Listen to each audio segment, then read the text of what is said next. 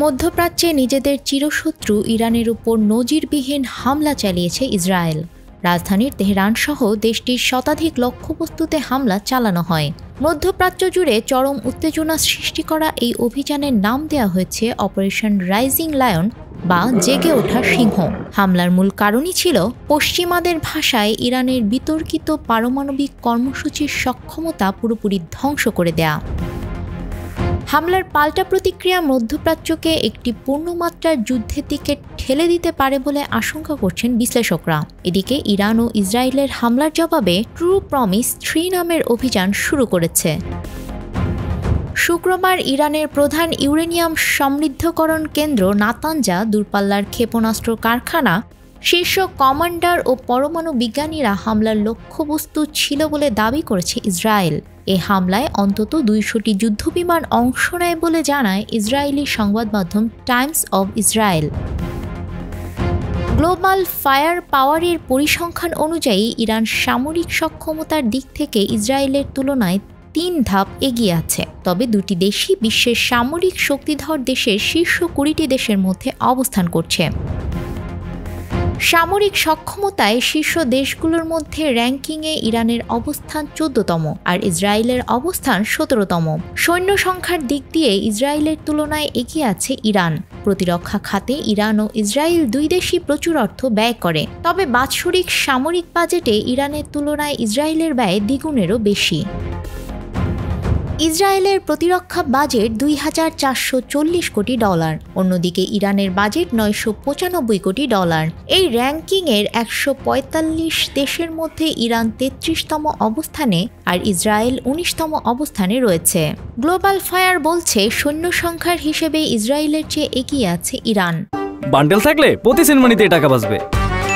বিকাশ send money bundle কিনে জিতুন প্রতি লেনদেনে। ইরানের নিয়মিত সেনা আছে 11,80,000, যেখানে ইসরায়েলের সৈন্য 6,70,000। এর মধ্যে ইরানের রিজার্ভ সৈন্য সংখ্যা 3.5 লাখ আর ইসরায়েলের রিজার্ভ সৈন্য আছে 4,65,000। ইরানের মোট সামরিক বিমানের সংখ্যা 551টি আর ইসরায়েলের আছে 612টি। এর মধ্যে ইরানের যুদ্ধবিমান আছে 186টি আর ইসরায়েলের যুদ্ধ বিমান আছে 241টি। ইরানের অ্যাটাকিং বিমান সংখ্যা 23টি, যেখানে ইসরায়েলের আছে 39টি। ইরানের পরিবহন বিমান সংখ্যা 86টি, ইসরায়েলের আছে 12টি। ইরানের প্রশিক্ষণ বিমান 102টি আর ইসরায়েলের আছে 155টি। গ্লোবাল ফায়ার পাওয়ারের পরিসংখ্যান অনুযায়ী ইরানের হেলিকপ্টার আছে 129টি আর ইসরায়েলের 146টি। 48টি অ্যাটাক হেলিকপ্টার নিয়ে ইরানের চেয়ে শক্তিশালী ইসরায়েল। ইরানের অ্যাটাক হেলিকপ্টারের সংখ্যা 13টি। ট্যাঙ্ক ও সাজোয়াজানের দিক থেকে ইসরায়েলের চাইতে এগিয়ে আছে ইরান। ইসরায়েলের ট্যাঙ্ক আছে 1370টি আর ইরানের 1996টি।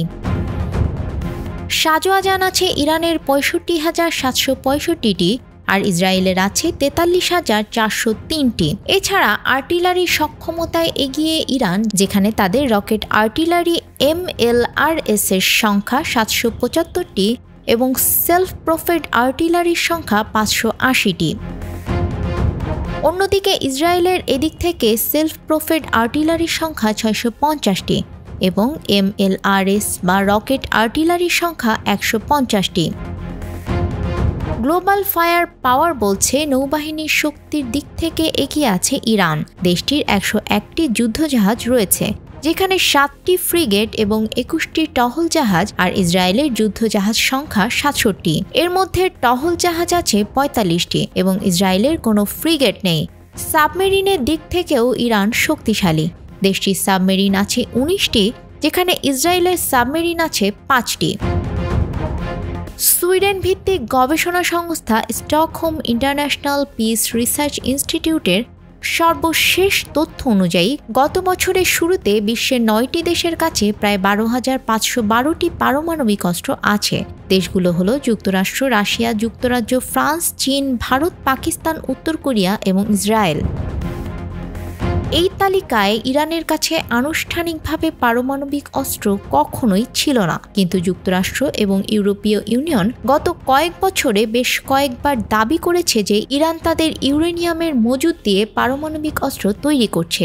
ইরান দাবি করে তাদের পরমাণু কর্মসূচি শান্তিপূর্ণ।